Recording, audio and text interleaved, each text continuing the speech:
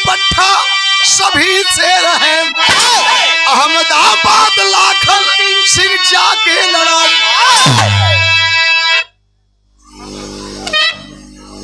यह न अहमदाबाद लाखन सिंह जाके लड़ा। हिंद के केसरी रह गए, पर मट्टी की आन वो न जाने दिए। मातृभूमि को पलवल सदा किया, अपने मर्यादा पर आँच आने दिए।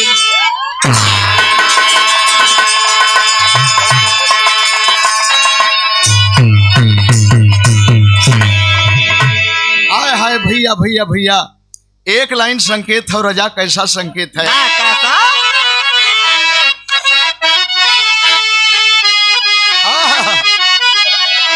मैं नाजे हुस्न हूँ, अरे तू मेरा यह तराम करो। जवानी नाम है मेरा, मुझे सलाम करो। ये कौनो बगल में महिला ये चीज गौलस, हम कनी सलाम तो करे लायक खइये हो, सलाम तो करे लायक खइये हो। हम कनी कि सुनो मैं सलाम करने जा रहा हूँ, तुझे सलाम करूँगा पर पहले एक काम करो, अपनी मस्त जवानी हमारे नाम करो।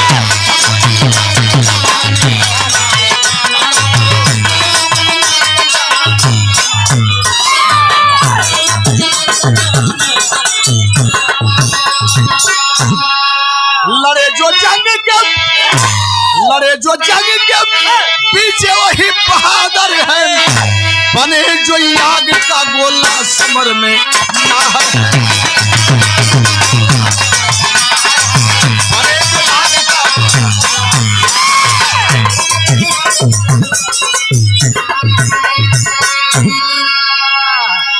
₹100 पुरस्कार परम मादड़ी हमारे गार्जियन महोदय। और शायर है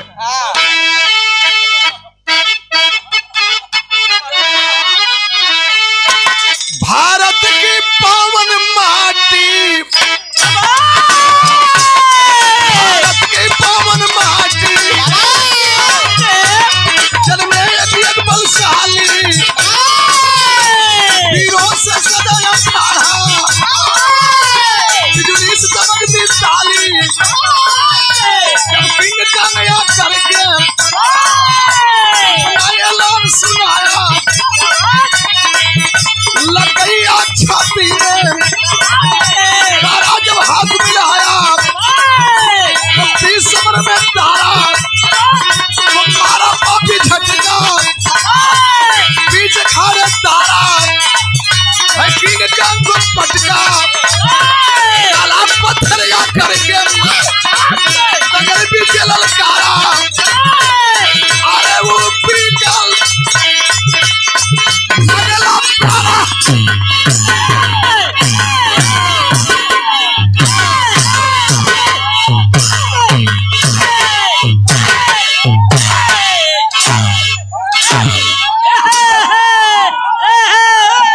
अरे पैसा ले ले दसो। अच्छा अच्छा, किंग कांग आकर के भारत की धरती पर ऐलान कर दिया, कोई हाथ मिला ले। किंग कांग का ऐलान सुनकर के दारा पहलवान जो कभी हारे नहीं, ये इतिहास है कि दारा पहलवान कभी हारे नहीं। दारा पहलवान गए, 4 मिनट के बाद झटका दिया, 5वें मिनट में दारा पहलवान पटक करके आए है अपने देश की मर्यादा बनाए।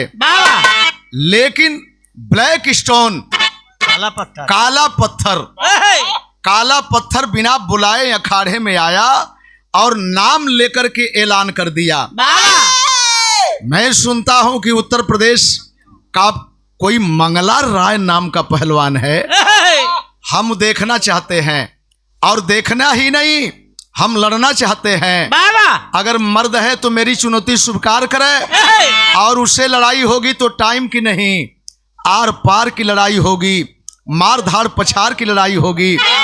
जब तक कोई मात नहीं खाएगा तब तक ये लड़ाई, ये कुश्ती छुड़ाई नहीं जाएगी।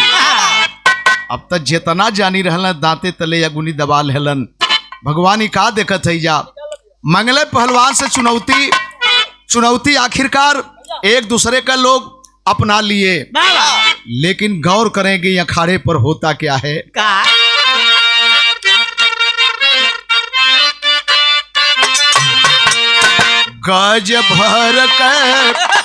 गज भर के गुजरिया गजब कर हो।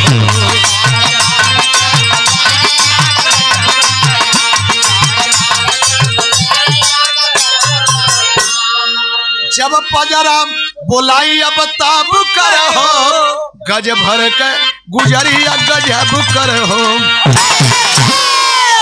तब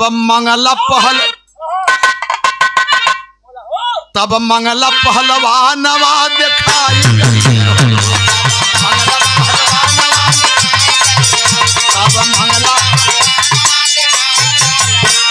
कैसन माई का ललनवा दिखाई गईल हो। तब मंगला पहलवानवा दिखाई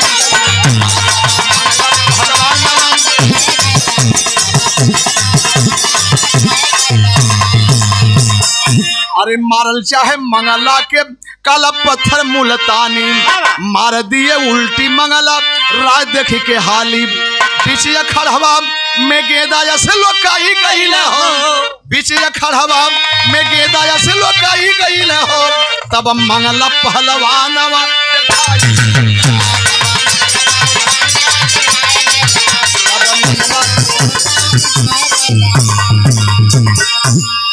यही की अहंकार कहल जाला। अहंकार केहू के अंदर हो जाला तो वो वही के खाला। मंगला पहलवान को मैं देखना मांगता है। ई जब आर पार की बात कहा तो सारे लोग चले गए। बाप रे बाप खोल करके नाम लेकर के चुनौती दे रहा है। दूसरा का दिन दंगल भयल, और जब दंगल भयल केवल एक ही दंगल था। आखिरकार दूसरा का दिन कुश्ती हुई, अहंकार में भरा हुआ था ब्लैक स्टोन, और पटकना चाहा अपने ही दाव पर आया है। ब्लैक स्टोन चित हो गया। जनता का सांस रुकल हल भैया, सुरती सुरती सुरती दबा के खाला, दबा के बनाला, आवे के न चाहिए। ध्यान देंगे सारी जनता त्राह त्राह कर रही थी, लेकिन जिस समय मंगला पहलवान उसको पटके कोई देखा ही नहीं। सबके मुंह से बाहर मंगला, बाहर मंगला, बाहर उत्तर प्रदेश, बाहर उत्तर प्रदेश होने लगा, संकेत लगल।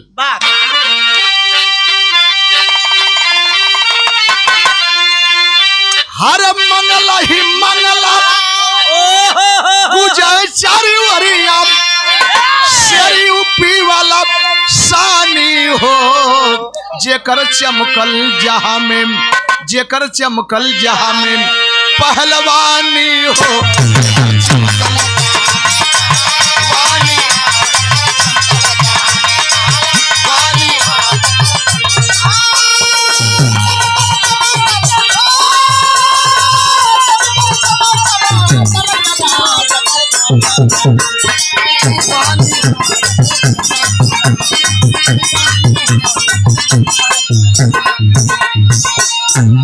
कड़कड़ से आवाज निकलने लगी, बाहर मंगला। हमन तो चिंता में रहल गल हो, और मंगला पहलवान के देखलस के ना देखलस, कैसे मार देले कुश्तिया। आय हाय जनता जात हिय भाई, तकलीफ दे लगे। आय हाय कौनो गांव ऐसा नहीं बा, आ जनता गांव में ही रास्ता पकड़ के जाती है, लेकिन अपने मने मने यह सब बतियाओ जाथुन। बाहर मंगला, बाहर मंगला, बाहर मंगला। यादव जसोदा सोचे अपने मनवा, ए बाबू का कहत हुआ लोगन। कल के रे चाची हमन तो बड़ा चिंता में रहल गल, कल काल बढ़िया से खाना ना खायल गल, लेकिन आज मर्यादा बच गईल और देश के मर्यादा बच गईल। यादव जसोदा सोचा अपने मनवा, गोदिया में हूँ 7 बरिस का सुगनावा।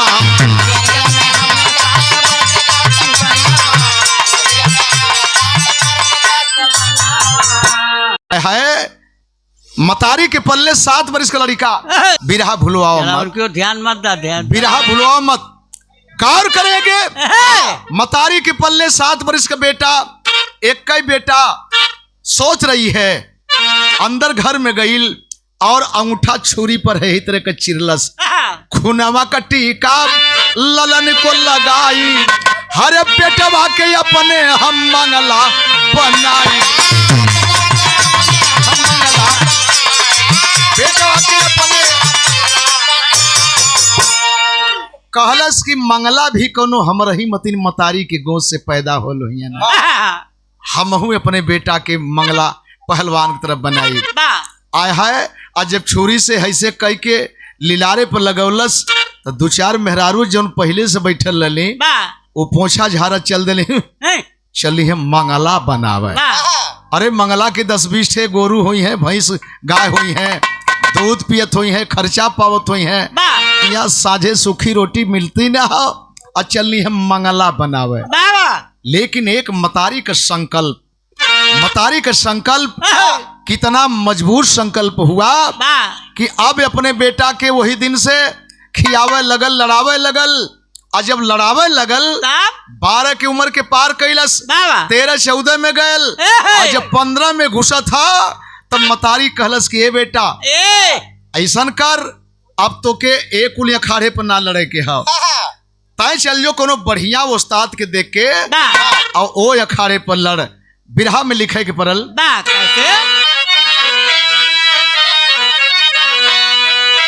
हरे माई का लाल लाल बन गया, माई का लाल लाल बन गया, काधे रखे निगोटा चला सिंह का चाल।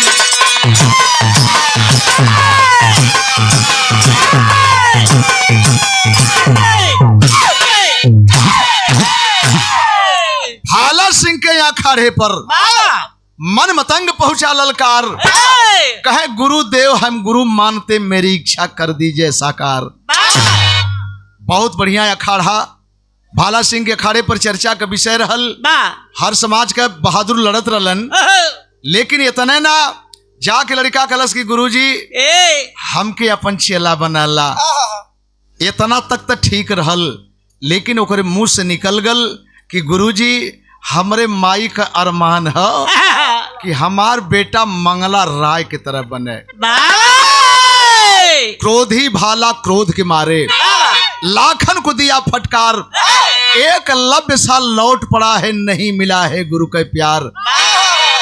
गरियावे लगले, कनई सरवाय आल हल लड़े हमसे, और सपना देखा था मंगला राय के, तो तय मंगला राय के हिंजो हमार चेला बन के का करबे, लड़ाई भम और चेला कहिबे मंगला राय के। गाली पर गाली, गाली पर गाली। आज ये बात सुन करके वहीं से देखें वापस होता है जैसे एक लव्य वापस हुआ था द्रोणाचार्य के पास से। आय हाय हाय हाय, मतारी के सामने देख लिया, दरवाजे पर रोने लगा भोकर के। लेकिन कहा क्या,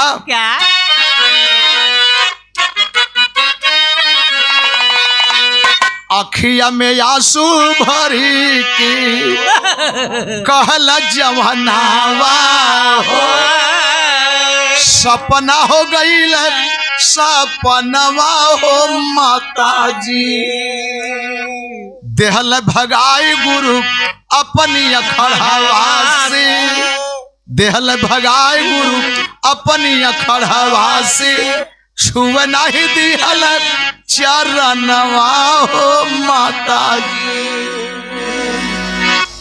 खिलला से पहले जब फूल मुरझाई जाई, अरे बिरथा हो जाई जन्मवा हो माताजी। कलम माई फूक दे हाई निगोटा जंगिया, निगोटवा जंगिया कन्हिया पर से उतार के फेंक दिलस। गलत फूक दे माई, फूक दे, अब तोर बेटा पहलवान ना बनी। अरे माई गोड़ धरहू न देहले, गोड़ धरहू न देहले, बड़ी गारी देहने माई, बड़ी गारी देहले। हमके तो गरीबे करने लगी, हमरे साथे तोहके गारी देहले। ई सपना छोड़ दा माई, ई सपना छोड़ दा। मतारी टकर टकर देखत हिया, लड़का रोवत था और वही निंगोटा को दिखावत था। फूंक दम भाई, ई निंगोटा जगिया फूंक दा, आज के बाद तोर बेटा कहीं लड़े न जाई। मतारी जब ही सुनलस एक बात, निंगोटा जगिया उठौलस और कहलस का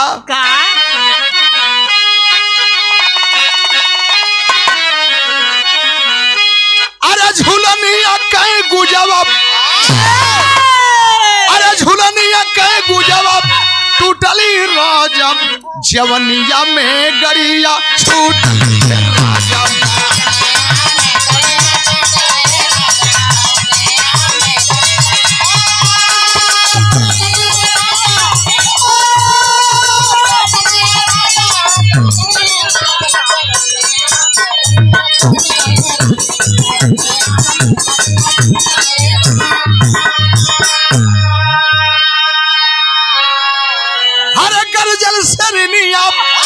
अरे गर्जल सरनिया बसानी बेटा, हमारे बतिया ले बम्मानी बेटा,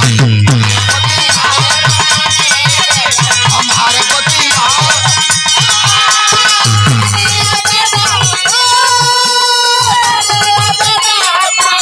बेटा, हमारे बतिया।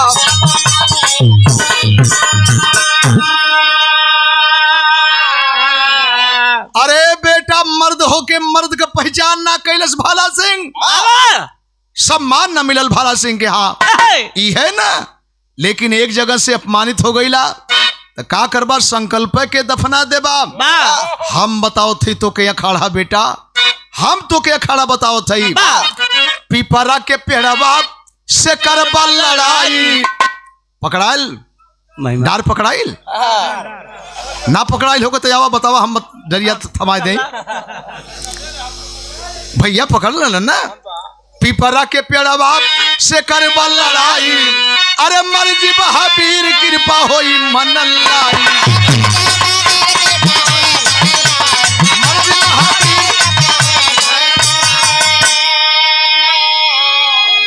अरे बेटा अपने खेत में पीपल का पेड़ हो, और जानते हो इसे क्या कहते हैं? बौद्ध वृक्ष कहते हैं। हमहन के पीपल के पेड़ के दिखाई के भ्रम में डालल जाए, पत्ती हमेशा हिलती है, वो पटपट पटपट करे ले तो हमहन के डेरवावे वाला डेरवौले बहुत बड़हर दैत हो, ए पर बहुत बड़हर दैत हो। दैत है दोस्त, लेकिन वो कैसा दैत है? वो बुद्धि का विस्तार करने वाला दैत है, जिसे तथागत महामानव भगवान बुद्ध कहते हैं। पीपल के पेड़ पर, पीपल के पेड़ के नीचे गया में भी बनारस में भी आपने बहुत दिनों तक अध्ययन किया भैया, अध्ययन किया। मतारी है कलश के अपने खेते में पीपल का पेड़ है, उन्हीं के गुरु मान बेटा, उन्हीं के गुरु मान।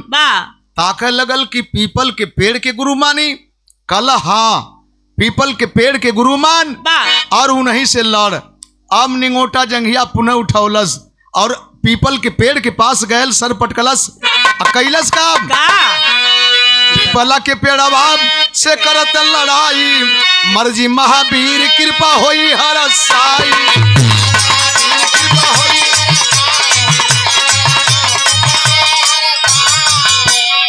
अरे टुअरी का चमकल, कहे टुअरी का चमकल निशानी बेटा, हमारे बतिया ले बम्मानी।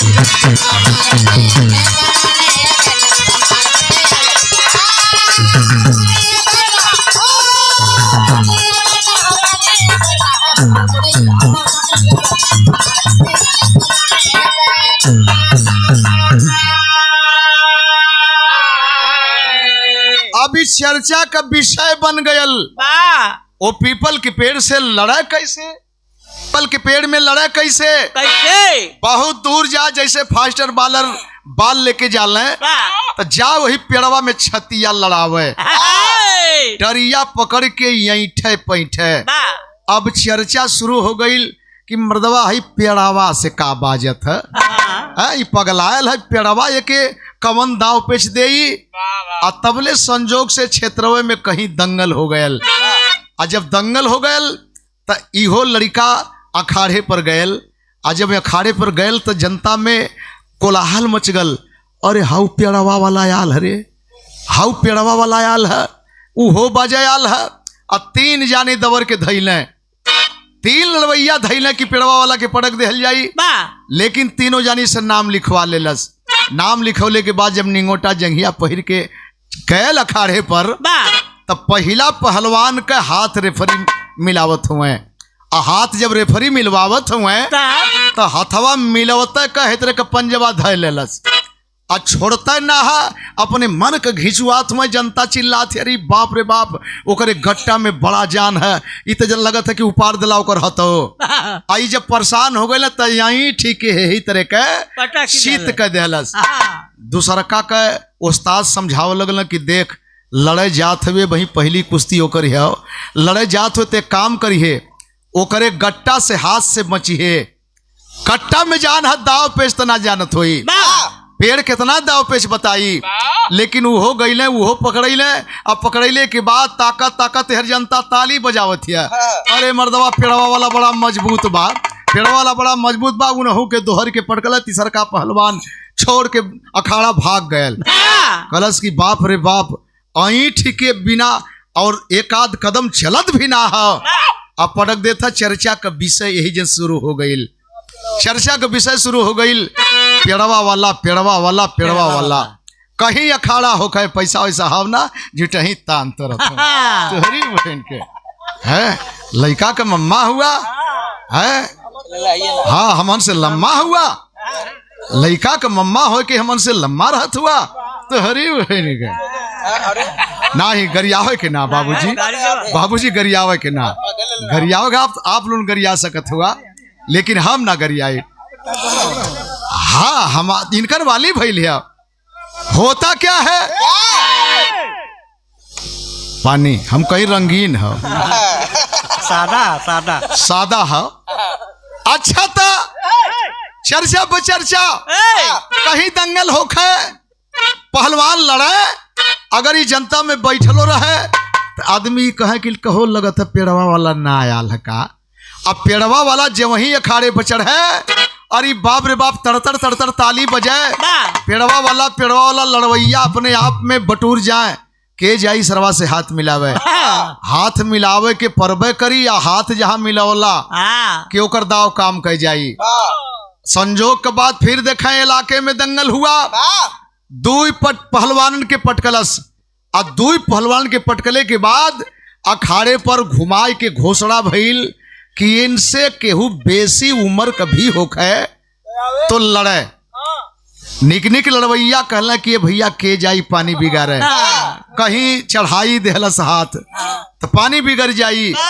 2-4 ठे लड़का घरे पहुंच के जाके माई से कहले, माई आज सबसे बड़ा खिताब भैया लेके आवत हुए।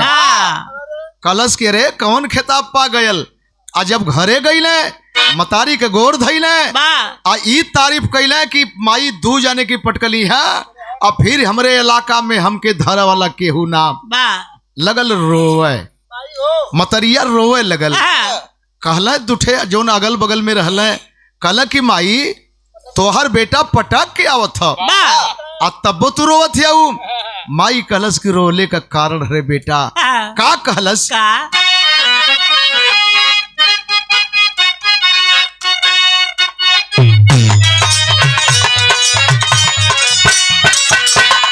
अरे सुन कैला पलमू कि सुन कैला पलमू कचौरी गली, सुन कैला पलमू मिर्जापुर के कैला गुलजार हो, कचौड़ी गली सुन कैला पलमू।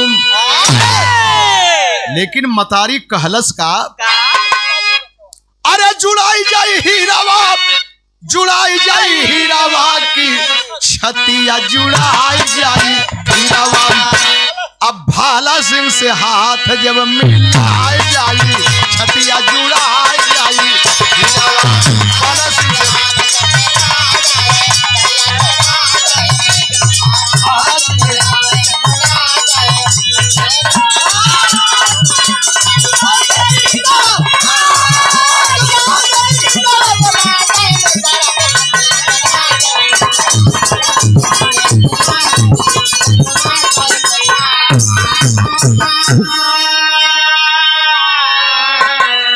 अरे बेटा सुनत है कि दंगल होखे वाला है और भाला सिंह वो दंगल में जरूर जाई और जब जरूर जाई तो तय 1000 गो के पटक के आओ ऐसे ना कोनो मतलब हो हमके सर्टिफिकेट चाहतिया भाला सिंह से।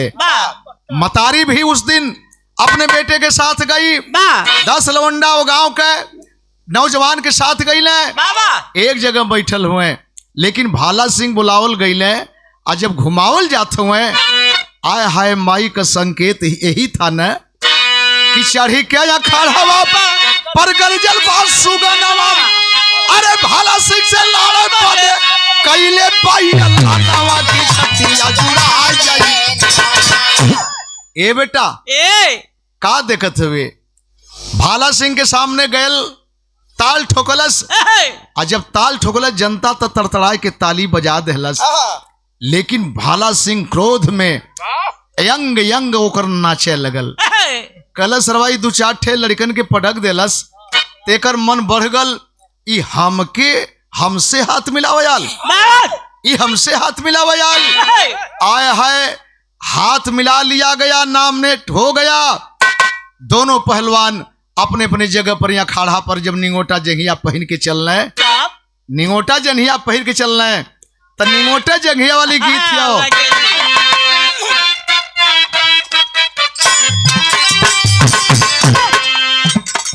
बारी उमर कमर लचकनिया बारी उमर कमर लचकनिया गोरी भर निहुरे के पनिया गोरी का झूला झूलनिया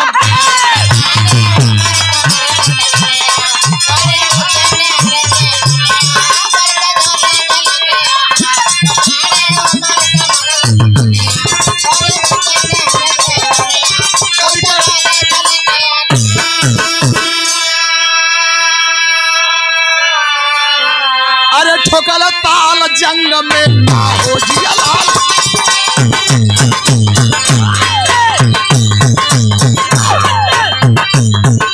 अरे ठोकल ताल जंग में जबकि अब लला नवा हो समनवा जनता पीछे थको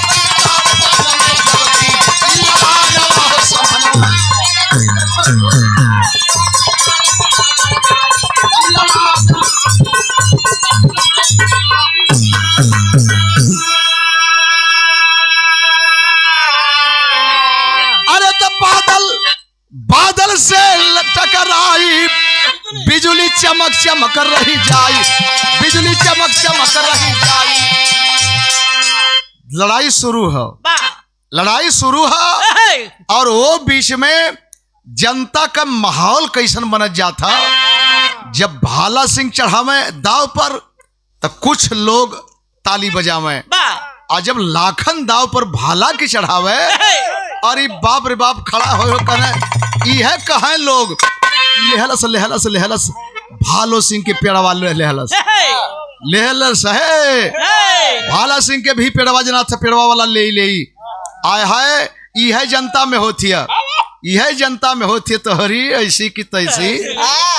लेकिन बाबूजी भाला सिंह देख के रिगजियाए कहें कि अरे ई थाम लेहलस इतना मिनट हमारे साथ है आय हाय हाय हाय गुस्सियाई के लाल हो गई और लाल हो के कैले का मारे गुस्सा में भाला झटका लाखन धई के अखाड़े में पटका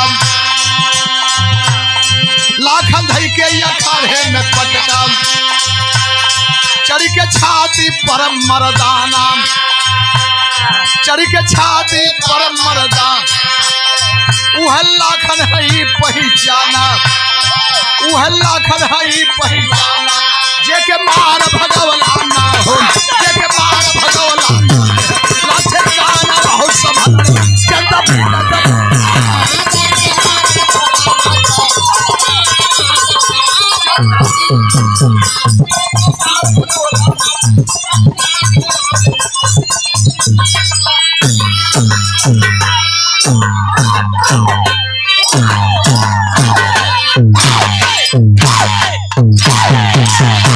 आय हाय में चूर झटका मरले और वो झटका पर भाला सिंह अपने आप चारों खाना चित भइले। छाती पर चढ़ के जवान इशारा करता है, उस्ताद सीनत हुआ पैसा ले ला। प्रेम से देखें, बैठी महात्मा जी। अरे ठीक है ठीक है ठीक है, नहीं लाचारे हुए, कुछ लाचारे हुए, इतना बर्दाश्त करे वाला मर्द ना हुए, लेकिन मजबूरी है कि खूंटा में दाम ना हो। हाँ दाम ना हो तो इतना बर्दाश्त करते हैं वो। आओ ऐसे का अगर सोचत बा लोग तो हो सकला केहू से ले दे के आबरू बना ला, का बजा है वो मजबूर है हमारे बेचारे। हाँ फिर देखल जाई कुछ का लेबा।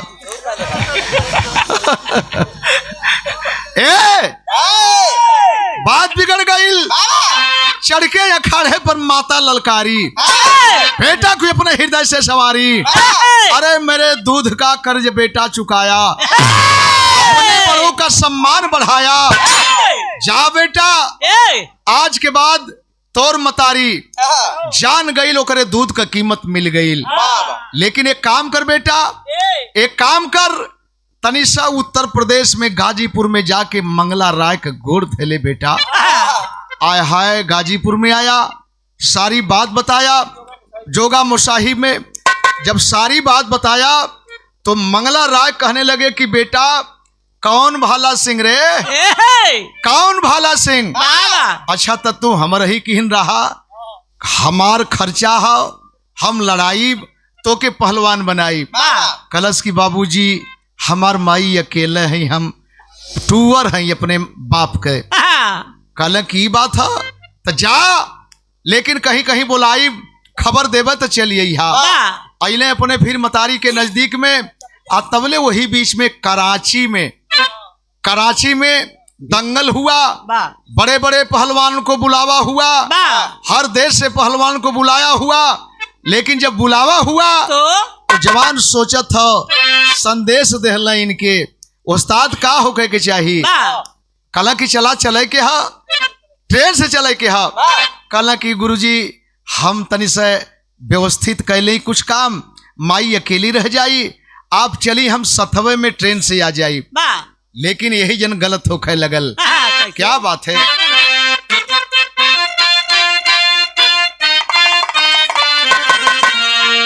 हरे मंगला का आदेश पाके चलल बाजावनावा,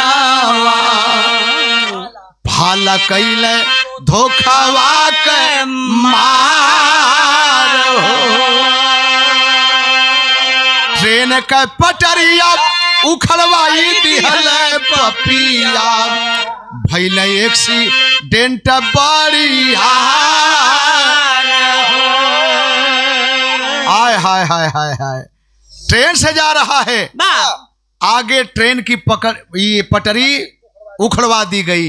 अब सोचें एक आदमी को मारने के लिए कितना बेकसूर मारे गए, बहुत से लोग मरा गए वो ट्रेन के हादसा में। लेकिन संजोग ये देखें बच गई लाखन नहीं अइले भावना, बच गई लाखन नहीं पइले भावना, माई सिर पर गिरल बापा।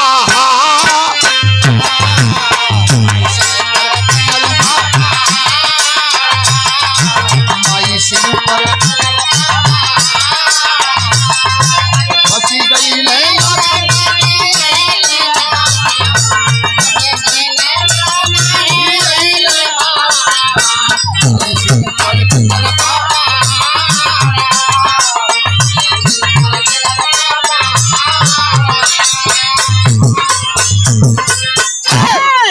ट्रेन हादसा हुआ था। अपने इलाके के लोग दौड़े वहां गाड़ी घोड़ा लेकर के, कहीं हॉस्पिटल में छानबीन होती है, कहीं गंगा किनारे छानबीन होती है। आया है लेकिन मेरे बाबूजी जितना लोग मारे गए दफना दिए गए, लाखन कैसे बच गया। लेकिन बच गया तो सोचा कि अगर जाऊंगा तो मरवा देगा, बड़ा आदमी है। माई हमारा अकेले रही, वहीं से छुप गया लाखन। 2-3 बरी से हर चर्चा हो गई। ए माई हमहन खोज के हैरान हैं, लाखन भैया का लस्सियों ना मिलल, लस्सियों ना मिलल। आय हाय मतारी जब सुन ले तो भइल का,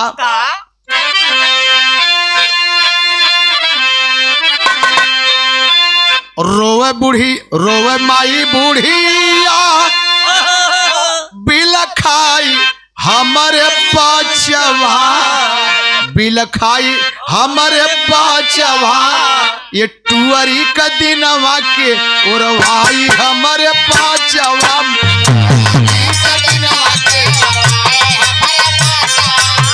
टुअरी का दिनवा, टुअरी का दिनवा,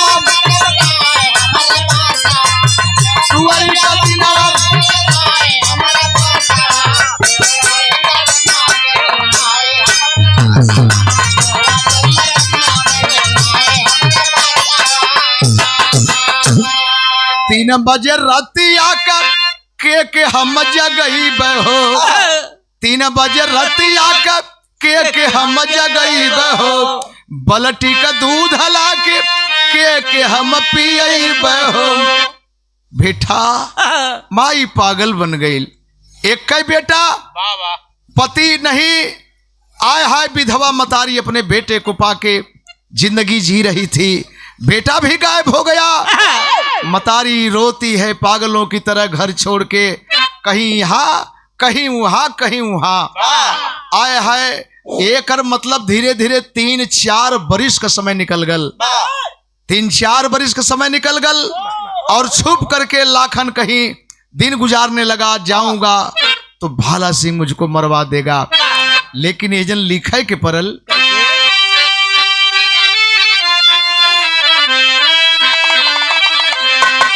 अरे सुतला सुतला जवान की मरल पाप होला।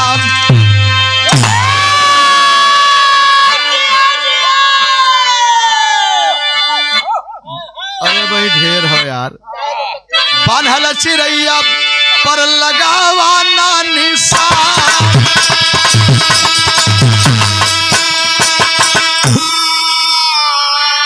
धीरे धीरे बीतल 4 साल का समैया, धीरे धीरे बीतल 4 साल का समैया, माई के सिरवा पर हरदम या सम्मान।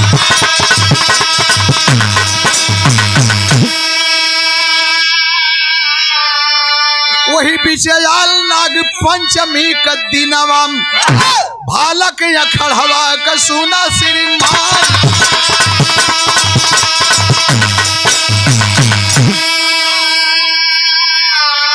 4 बरिस का समय निकल गई, मतारी केहरो जाए तो पगली की तरह जाए। वही बीच में नाग पंचमी का त्योहार आयल, बाबू भाला सिंह ऐलान कैले अपने अखाड़े पर दंगल करवाई, इनाम दे के सम्मानित करब। आया है जहिया नाग पंचमी पचैया का त्योहार है, वो दिन जनता जाती है माई पगलाए के कहीं उनसे पूछे, कहीं उनसे पूछे, ए भैया लड़े जात हुआ लोगों, हमार लखनऊ आई न, लोग कहे कि वाह कैसे मतारी के आस पहुंचल जा, कैसे आस पहुंचल जा। लेकिन टोनी पहलवान ललकार गौआ,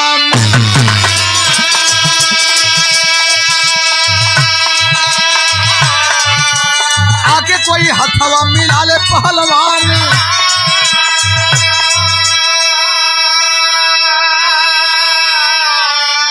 त्योहार के दिन मतारी पागलों की तरह गांव में भटक रही है, जेके पावो से खाली है कहे बाजा जा तो भैया हमार लखनऊ आई ना, हमार लखनऊ बाजा आई।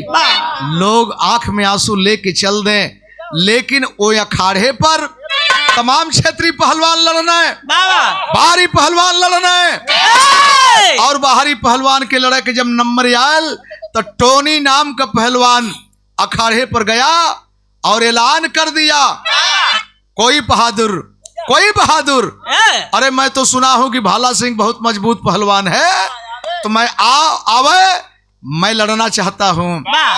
और जब ये बात सुन ले, झंख भाला सिंह धई झंख भाला सिंह धई के कपड़ा पर हथवा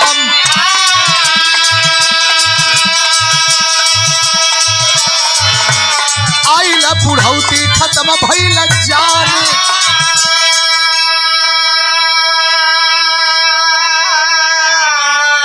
अपने किए पर पश्चाताप करत होन की आज हमार बुढ़ौती आ गई। अब बुढ़ौती में अगर लड़ाई जात है तो पटका जाई पानी बिगड़ जाई, अगर ना लड़त है तब वो पानी बिगड़त हो।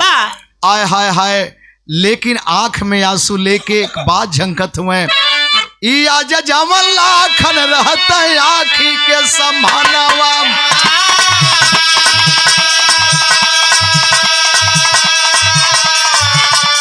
पहिया हमारू पूजौत श्रीमान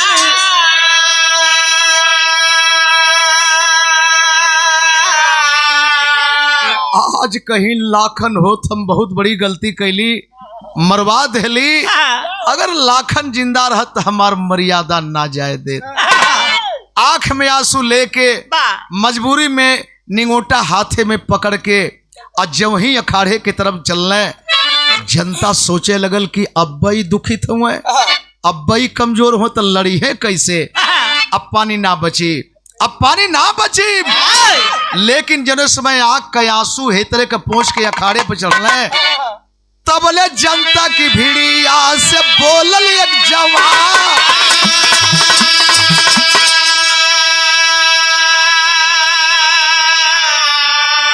जब ही आंख के आंस पहुंच के अखाड़े पर चलने तबले एक तरफ से जनता में से आवाज एक नौजवान दिया। वो कौन नौजवान दिया? अरे रुक जा गुरु रुक जा जिना हथवा मिलई हम अब ही जियत पाटल लाखन पहलवान।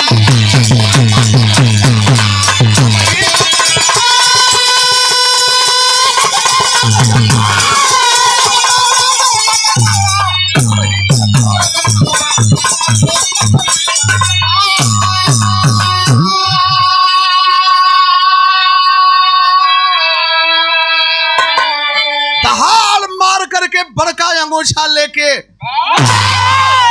अखाड़े पर छटकल और ई कलश के गुरुजी अब ही लखना जिंदा है, अब ही लाखन जिंदा है।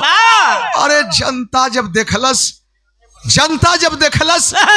अरे बाप रे बाप, केहू खुश हो के आंसू पोछत हो, केहू हंसत था, केहू बतियावत था।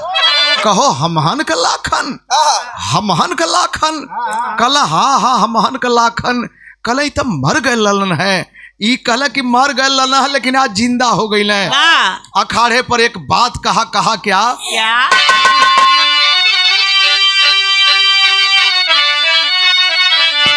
अरे भारत हम महान, भारत हम महान, ई महान रही है हमारे जियत नाम अखड़ हवा का शान।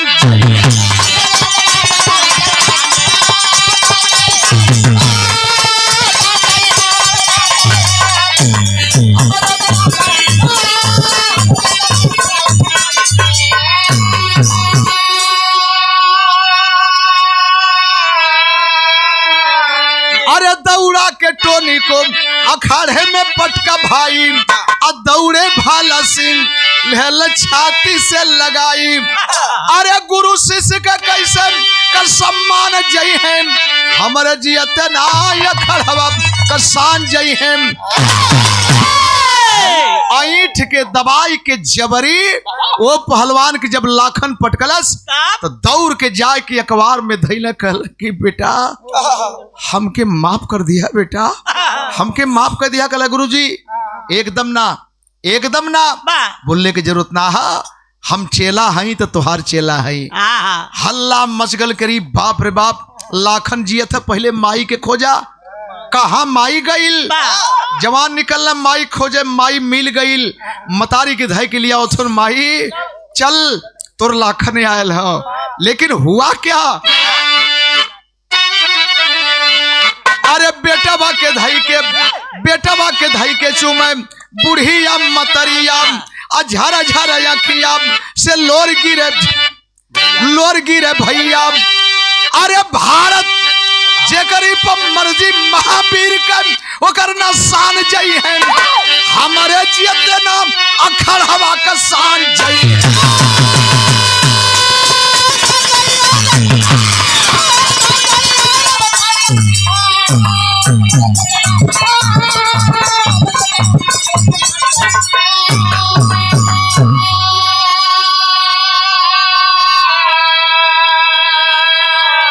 बतारी जैसे गाय अपने बछवा के चुमली चाटनी वैसे अपने बेटा की चाटथिया। यही है अहंकार, यही है सभ्यता, यही है शैली, यही है इतिहास आपके माटी का। गुरु बिहारी गुरु गणेश कै खत्म हुआ दस्तान विमल चंद्र का कवि केशव बच्चन से अरे हाउ केहुनी लगत है कि टूटल ना केहुनी उनकर है पेड़वा का डरिया नानो लग गई है कहीं। अरे माई का लाल लाल बन गया, माई का लाल लाल बन गया, राम निवास नंद लाल पर केशव कर गए ख्याल, माई का लाल लाल।